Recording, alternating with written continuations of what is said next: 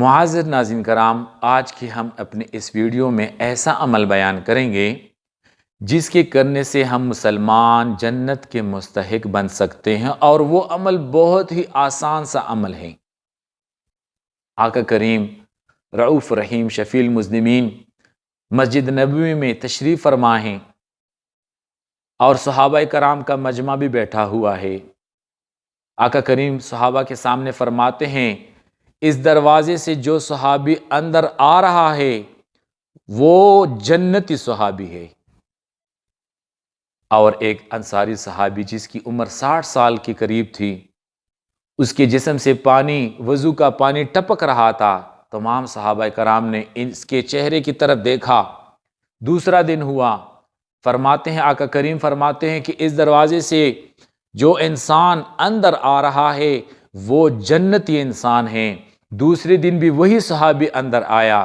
تیسرے دن آقا کریم فرماتے ہیں، اس دروازے سے جو صحابی اندر آ رہا ہے وہ جنتی صحابی ہے۔ تیسری دن بھی وہ انصاری صحابی 60 سال کی عمر کا صحابی اندر آیا، اور تمام صحابہ نے اس کے چہرے کی طرف دیکھا کہ یہ وہ صحابی ہیں جس کو دنیا میں جنت کی بشارت مل گئی۔ اس مجمع میں ایک بہت ہی نیکی کمانے والا حریص صحابی حضرت عبداللہ ابن عمر ابن العاص، 1,24,000 صحابہ میں یہ وہ صحابی ہیں جو سب سے زیادہ نفلی عبادات کیا کرتے تھے۔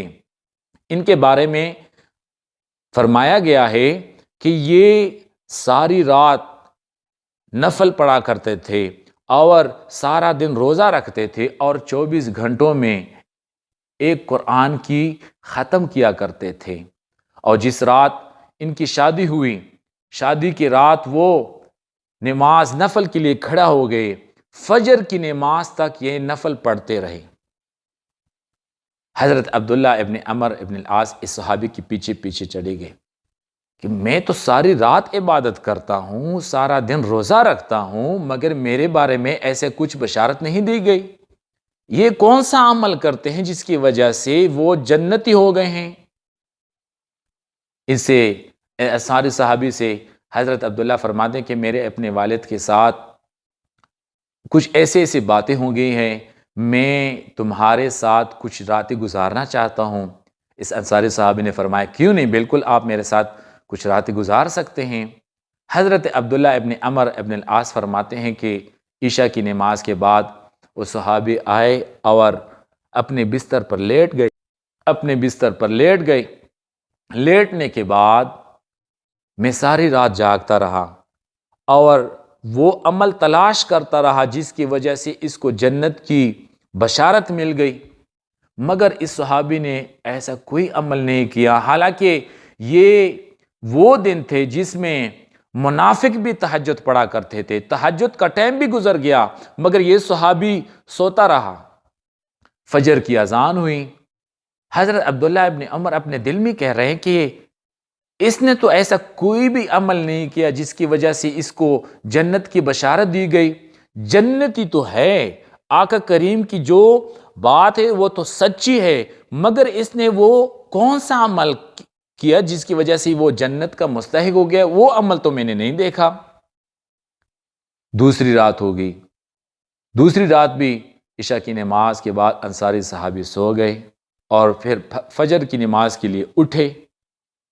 اسی طرح تیسری رات بھی وہی عمل کیا، مگر وہ انصاری صحابی ایسا کوئی بھی عمل نہیں کیا جس کی وجہ سے وہ جنت کا مستحق بن گیا ہو۔ حضرت عبداللہ ابن عمر سے رہا نہ گیا اور جا کے ان سے پوچھا، اے چچا جان، آپ کون سا ایسا عمل کرتے ہیں جس کی وجہ سے آقا کریم نے آپ کے بارے میں 3 دن مسلسل جنت کی بشارت سنائی ہے؟ وہ انصاری صحابی فرماتے ہیں کہ تم نے میرے ساتھ کچھ راتیں گزاری، تم نے ایسا کوئی عمل دیکھا جس کی وجہ سے میں جنت کا مستحق ہو گیا ہوں؟ نہیں دیکھا نا۔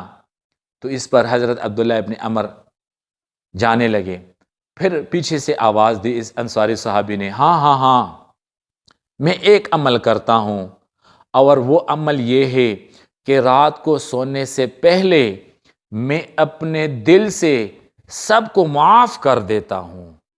میں رات کو سونے سے پہلے اپنے دل میں کسی کے بارے میں نہ حسد رکھتا ہوں، نہ بغض رکھتا ہوں، نہ کینہ رکھتا ہوں۔ جس کو اللہ تعالیٰ نے دولت دی ہے اس کے ساتھ میں حسد نہیں رکھتا، جس کو اللہ تعالیٰ نے عزت دی ہے میں اس کے ساتھ بغض نہیں رکھتا، بلکہ میں تمام مسلمانوں کو رات کو سونے سے پہلے دل سے معاف کر دیتا ہوں۔ شاہد اس عمل کی وجہ سے میں جنت کا مستحق ہو گیا ہوں۔